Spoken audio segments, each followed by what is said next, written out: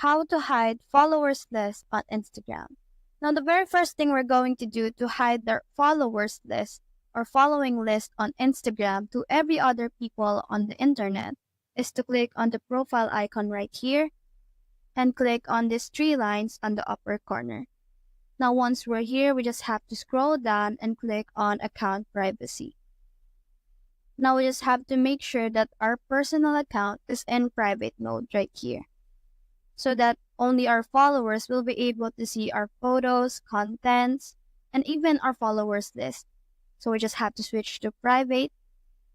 So once it's done, every other people on the internet won't be able to see your account.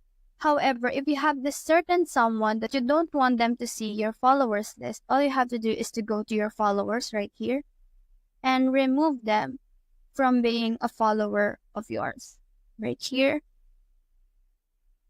Now, once they're removed, they won't be able to see the followers list that you have on Instagram. So that's how to hide followers list on Instagram. Hope we help.